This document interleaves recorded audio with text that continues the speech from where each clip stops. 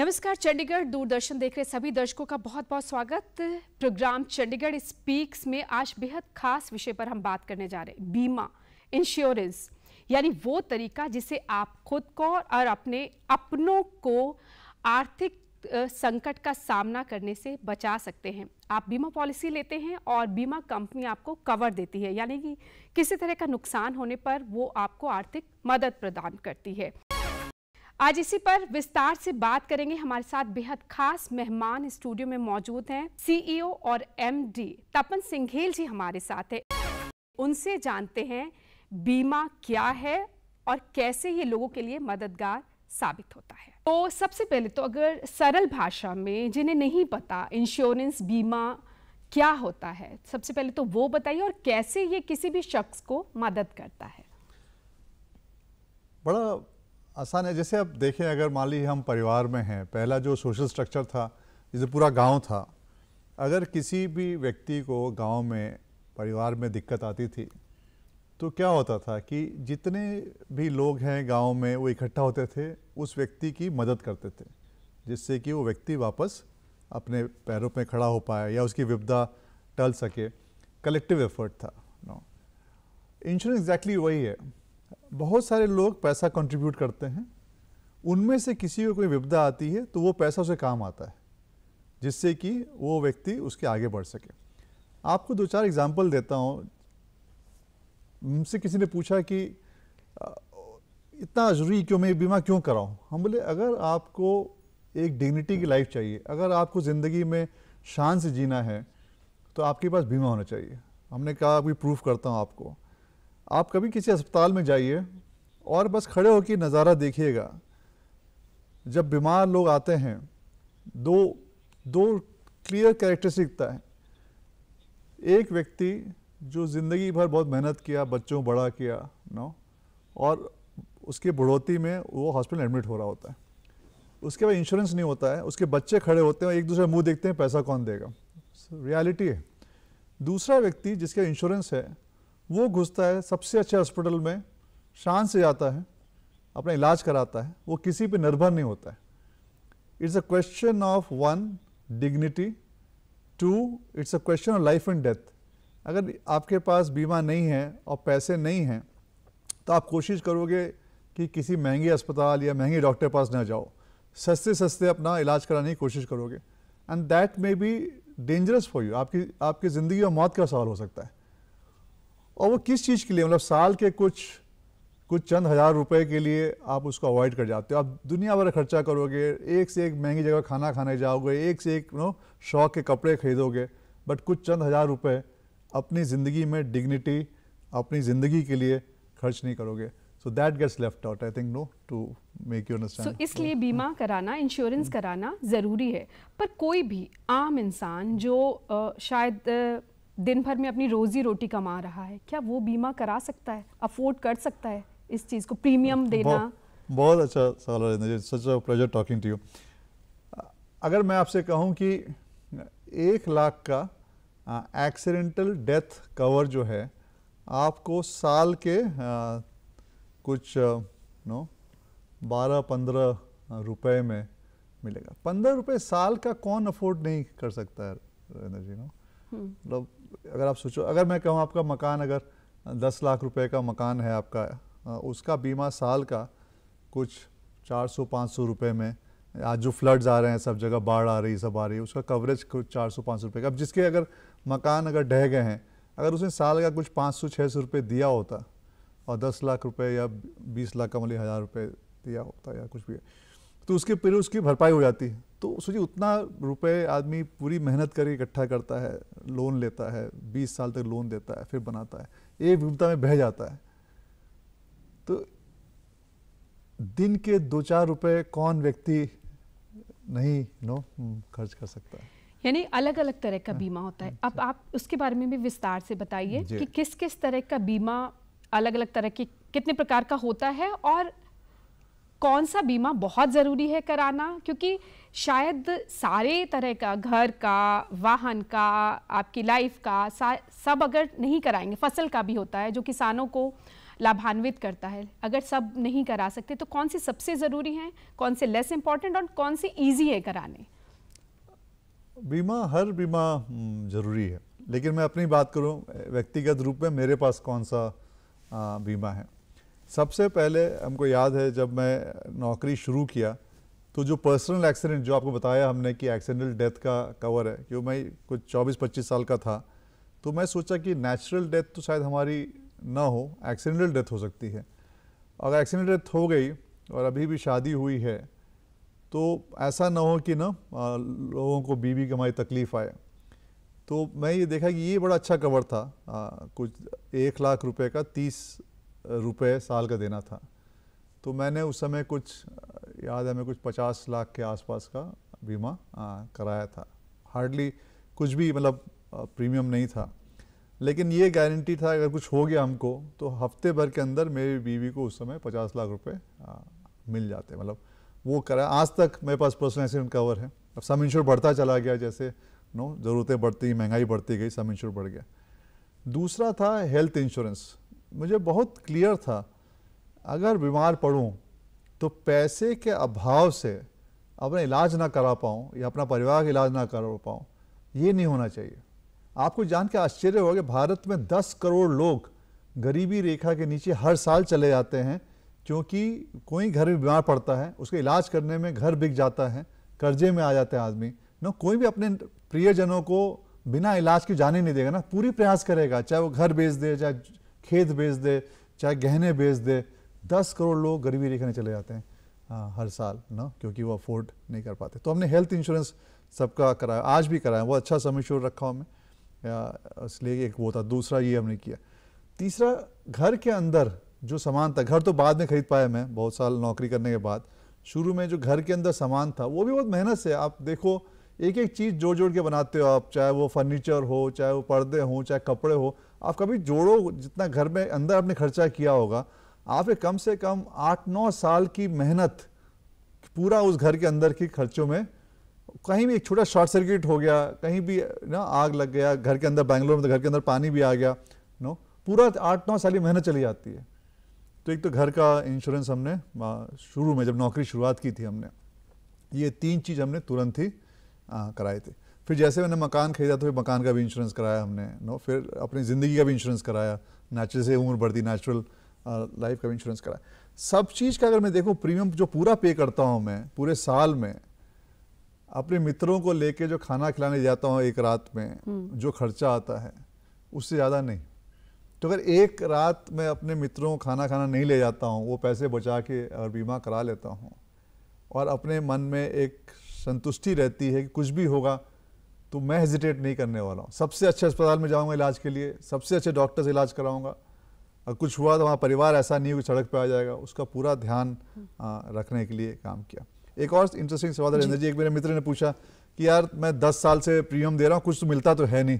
तो ये तो मतलब मैं तो बीमार भी नहीं पड़ता, हॉस्पिटल भी जाने की जरूरत नहीं, पैसे दिए जा रहे हैं। ये रवैया है, ये आम रवैया कि हम क्यों पैसे दें, प्रीमियम के हर साल क्यों पैसे दें। हम तो बिल्कुल तंदुरुस्त हैं, 50 के बाद देखेंगे, 60 के बाद देखेंगे ना। तो वो उनके लिए आप क्या कहना चाहेंगे? एग्जैक्टली, तो उसमें 2 चीजें। पहले तो ये बताओ कि तंदुरुस्त हैं आपको लग रहा है, जब डेटा देखता हूँ मैं, हमारे जो क्लेम आते हैं बड़ा आश्चर्य होता है। 26 साल में हार्ट अटैक के क्लेम आते हैं हमारे पास 30 साल में कैंसर के क्लेम आते हैं। तो तंदुरुस्त हैं, भगवान करे हमेशा रहें। बट कोई व्यक्ति, हम किसी से पूछता हूँ, कोई गारंटी कर दे कि अगले घंटे में कुछ ऐसा नहीं होगा जिसमें उसको कोई गारंटी नहीं कर पाता है।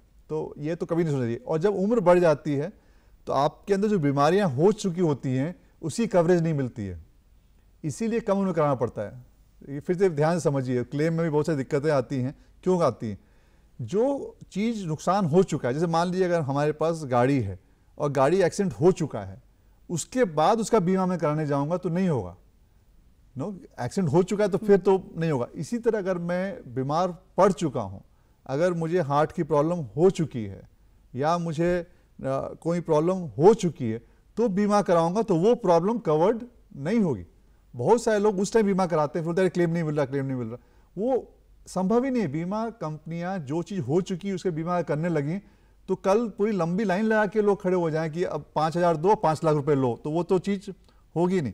इसीलिए आवश्यकता है कि जब आप एकदम हेल्दी हो, फर्स्ट क्लास हो, तो बीमा कराओ और उसका प्रीमियम देते रहो। कहीं कुछ गड़बड़ हुआ तो आपके क्लेम में कोई दिक्कत नहीं आएगी, तुरंत पे होगा और एकदम कष्ट नहीं होगा और आपके मन में एक संतोष रहेगा। इसलिए 50 साल में 60 साल में बीमा कराना में ये खतरा है कि अगर शरीर में कोई बीमारी हो चुकी है तो बहुत देर हो गया, फिर वो कवरेज नहीं रहेगा, इसलिए कम उम्र में कराना चाहिए। दूसरी बात जो अपने मित्र को बताया हमने, जिसने कहा कि मैं 10 साल से प्रीमियम दे रहा हूँ, कुछ हो नहीं रहा है, मैं उससे एक ही सवाल पूछा कि जो आपको शुरू में कहानी बताई, गांव में अगर कोई बीमार पड़ता है या किसी घर में आपदा होती तो क्या करते थे गांव वाले?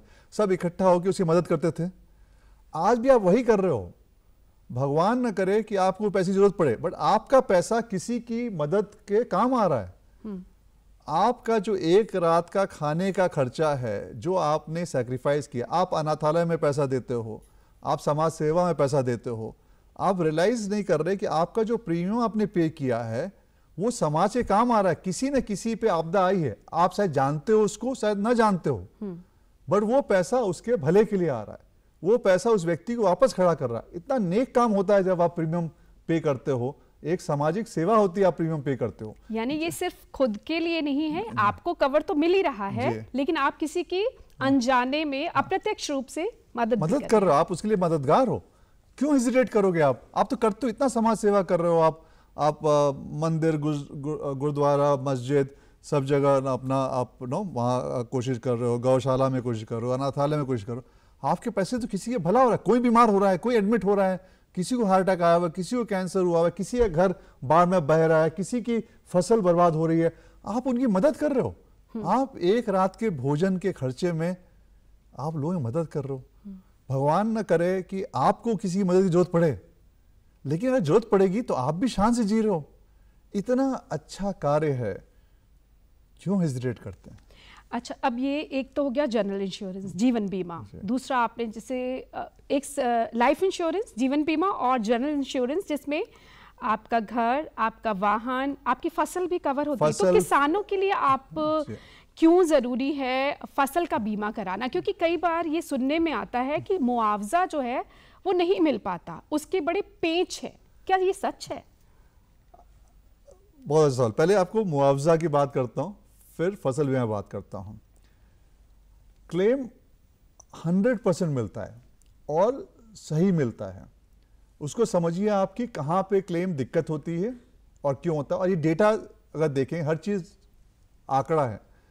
इंश्योरेंस इंडस्ट्री का 118% कंबाइंड रेशो है जनरल इंश्योरेंस इंडस्ट्री का, और ये डॉक्यूमेंट अवेलेबल है, गवर्नमेंट डॉक्यूमेंट है। आप लोग कोई भी चाहे तो IRDAI के साइट पे जाके देख सकते हैं।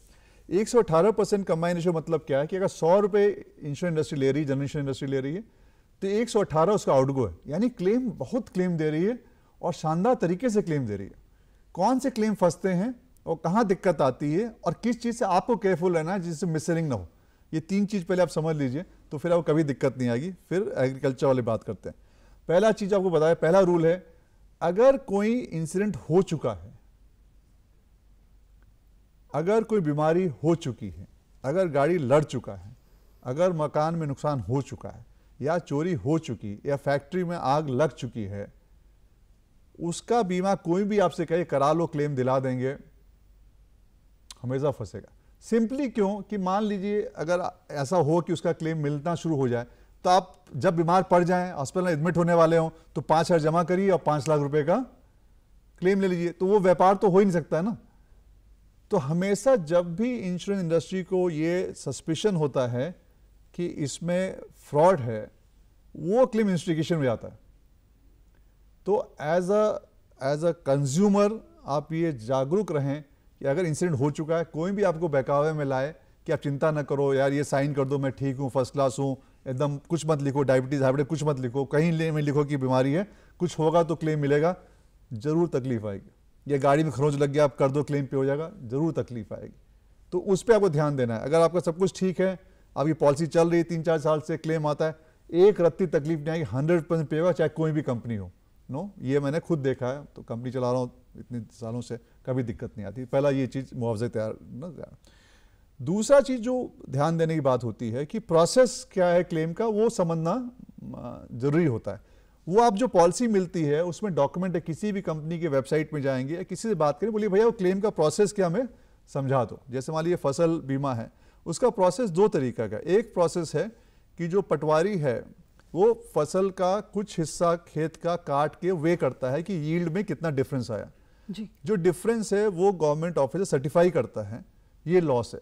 और वो जो लॉस है वो सरकारी वेबसाइट पे आंकड़ा उसका रहता है, उसके बेसिस पे क्लेम पे हो जाता है, वो सीधा बैंक में आता है।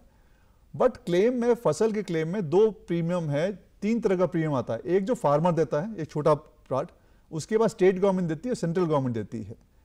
क्लेम का जो प्रोसेस है वो ये है कि जब पूरा प्रीमियम आ जाता है तो क्लेम पे होता है। ये एक इंश्योरेंस एक्ट है, उसके अंतर्गत ये लिखा है कि कैश बिफोर कैरी, यानी प्रीमियम पहले पे होता है फिर क्लेम होता है। अगर कोई सब्सिडी रुकी हुई है कहीं से तो आपका क्लेम रुका रहता है।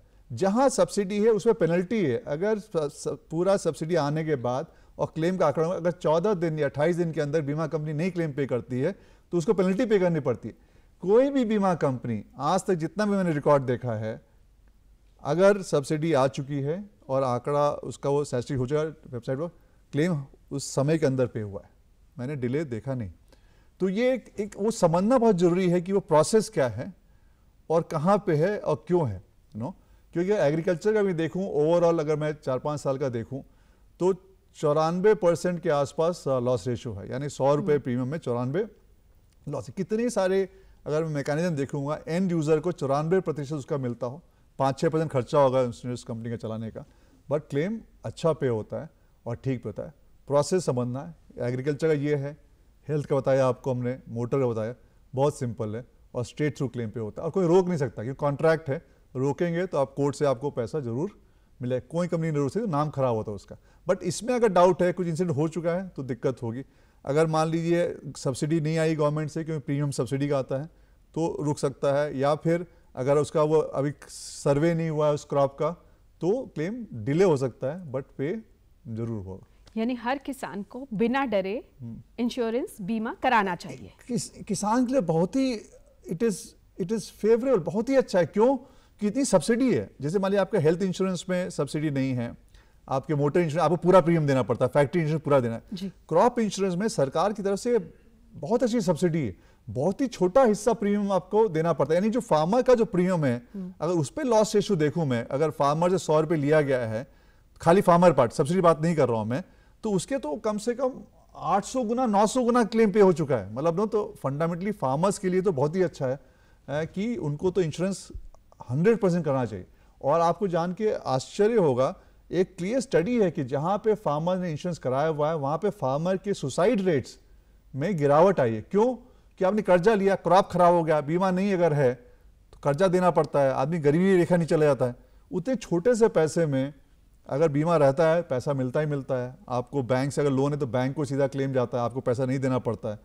तो वो एक तरह से बहुत ही मानसिक रूप से बहुत सुकून रहता है। तो बीमा तो आई थिंक क्रॉप इंश्योरेंस तो बहुत ही जरूरी है फार्मर्स के लिए, उनको 100% करना चाहिए। अब एक थोड़ा सा अलग हटके सवाल, एश्योरेंस एंड इंश्योरेंस, ये क्या गारंटी और वारंटी जैसे, क्योंकि बड़ा कंफ्यूजन है, वो दूर करिए आप। बहुत ही इंटरेस्टिंग सवाल है। अगर आप देखें, इसका पहले एक फनी इंसिडेंट है वो बताता हूँ आपको, फिर इसको समझाता हूँ जी। एक बीमा कंपनी है जिसमें मैं शुरू में नौकरी शुरुआत की थी अपनी, उसका नाम है न्यू इंडिया एश्योरेंस कंपनी। और दूसरी बीमा कंपनी है उसका नाम है life insurance LIC, life insurance corporation. तो एश्योरेंस एक के नाम में है, एक के नाम में इंश्योरेंस है। इसका अंतर क्या है? एक्चुअली अंतर यह है कि आप लाइफ को इंश्योर नहीं कर सकते। किसी के जीवन का क्या कीमत है? कोई कीमत ही नहीं, उसको आप एश्योर कर सकते हो। लेकिन आप जो नॉन लाइफ है, यानी कि मोटर इंश्योरेंस हुआ या आपका ना घर का बीमा, उसको आप इंश्योर कर सकते हो। तो टेक्निकली आप देखो तो न्यू इंडिया का नाम न्यू इंडिया इंश्योरेंस कंपनी होना चाहिए था, लाइफ का नाम लाइफ एश्योरेंस कंपनी होना चाहिए था। बट क्योंकि शुरू में न्यू इंडिया तो लाइफ कंपनी थी, 1956 में वो वहां से लाइफ हिस्सा मर्ज होकर LIC बनी, तो नाम उसका एश्योरेंस रह गया, जबकि अब वो साधारण बीमा करती है और LIC का नाम LIC रह गया। तो एश्योरेंस एक्चुअली जो वर्ड है वो है लाइफ बिजनेस के लिए, और इंश्योरेंस जो वर्ड है वो है जनरल बिजनेस के लिए। बट आज के डेट में दो नाम जो है वो विपरीत दिखते हैं। नो, ये है उसका कि आप जिंदगी इंश्योर नहीं कर सकते, एश्योर कर सकते हैं आप। आप इतने सालों से इस फील्ड में हैं, लोगों को अवेयर कर रहे हैं, दिक्कत आती है कहीं लोग समझ नहीं पा रहे हैं, आप समझा रहे हैं कि आज के इस प्रोग्राम का मकसद भी यही कि लोग समझे कि क्यों बहुत ज़रूरी है। जैसा आपने कहा कि आप बाहर खाने जाते हो, उसका एक बिल जो है उससे आपका इंश्योरेंस साल का प्रीमियम जो है आप दे सकते हैं। लेकिन चैलेंजेस आते हैं क्योंकि बहुत सारे शायद सवाल ये भी आते होंगे, आप मुआवजा कैसे देते हैं, ट्रस्ट इशू बहुत रहता होगा। ये बड़ा इंटरेस्टिंग चीज़ है और मैं बहुत बार ये कहा हूँ, आप महंगे से महंगे दुकान में जाते हो, ठीक है, आप कोई चीज़ 10 गुना प्राइस पे खरीद लेते हो, कोई ट्रस्ट का इशू नहीं होता है।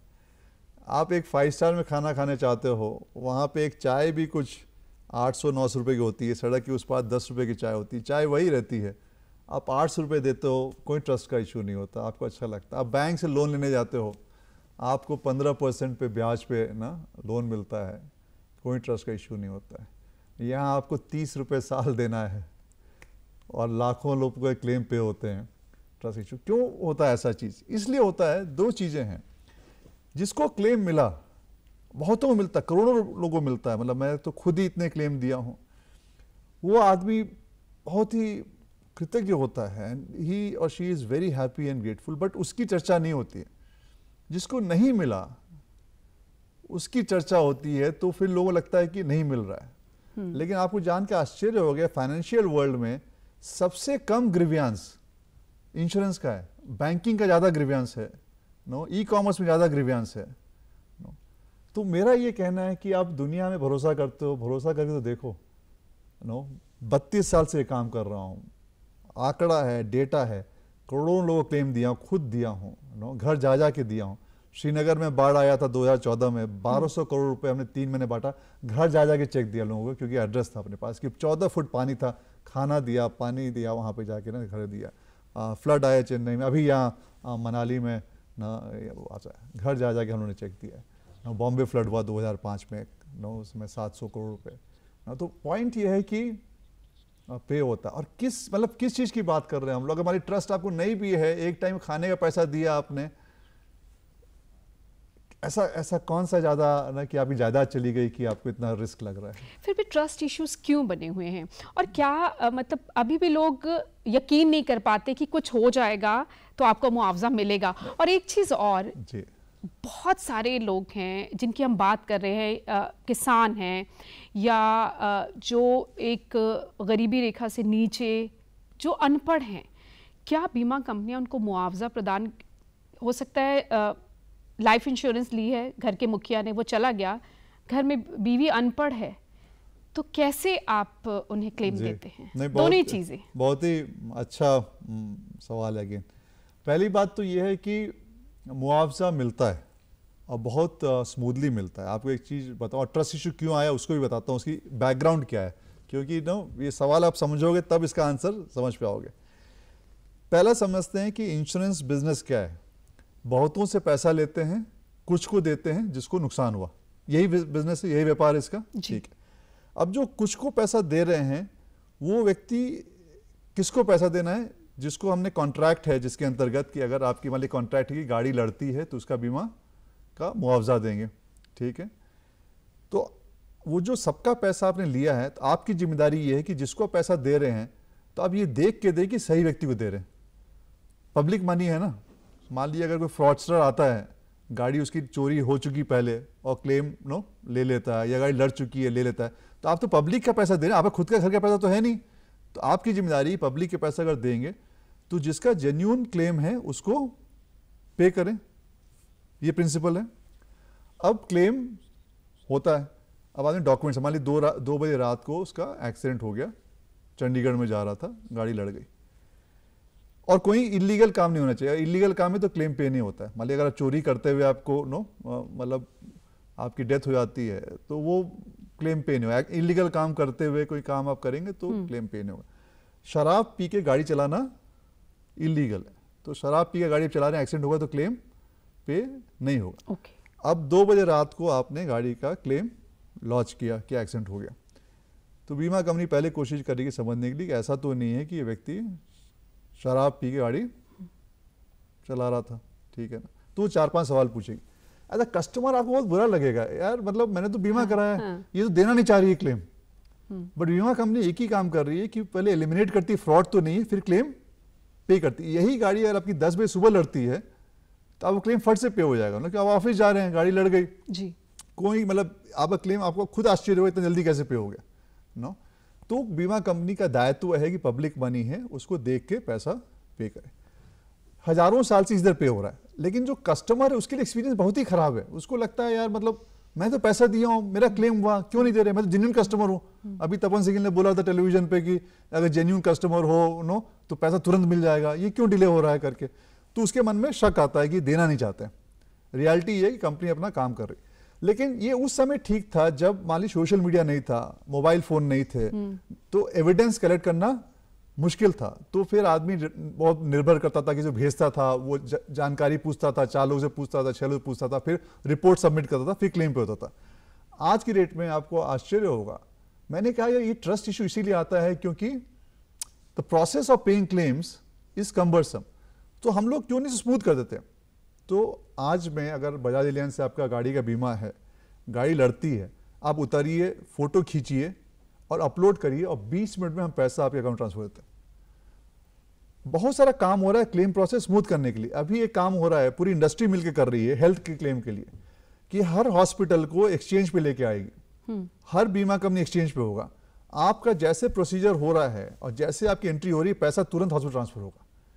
बीमा कंपनी का भी ऑब्सेशन है कि आपको claim as fast as possible और एज अर्ली एज पॉसिबल मिले, जिससे ये ट्रस्ट इश्यू चेंज हो।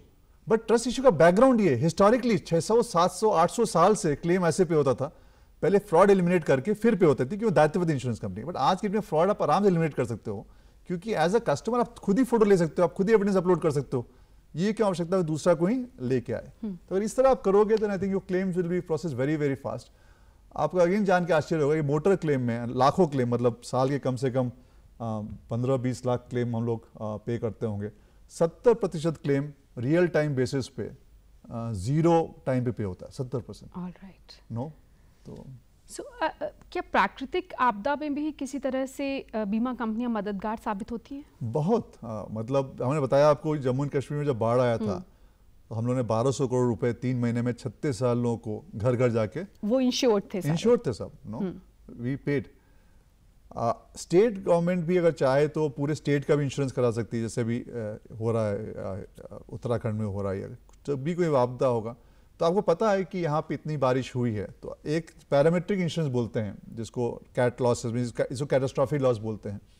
उसके अंतर्गत क्या होता है कि मान ली डिसाइड हो गया इतनी बारिश हुई तो क्लेम पे हो जाएगा। इससे मतलब नहीं नुकसान हुआ कि नहीं हुआ, और इतनी बारिश हुई तो आपको मालूम है कि किस दायरे में बारिश हुई है, रिपोर्ट मिलती है, क्लेम ट्रिगर हो गया ऑटोमेटिक। जनधन अकाउंट है, सबके अकाउंट में पैसा अपने आप ट्रांसफर हो जाएगा, जिसका नुकसान हुआ है अपना घर वापस।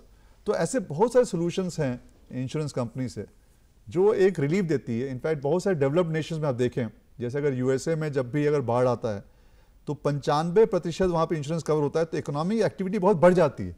इनफैक्ट जो इकोनॉमिक ग्रोथ रेट है उस स्टेट का बाढ़ के बाद वो और बढ़ जाती है। हमारे यहाँ वो स्टेट गरीब हो जाता है क्योंकि पैसा उस स्टेट को उतना उसमें मिल नहीं पाता है जिससे वापस डेवलपमेंट शुरू हो।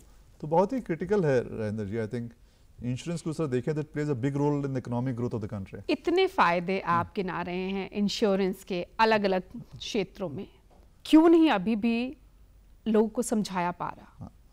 ये आई थिंक इसके लिए मुझे आप लोगों की आवश्यकता होती है जिससे हम आपके द्वारा बहुत लोगों से पहुंच पाएं।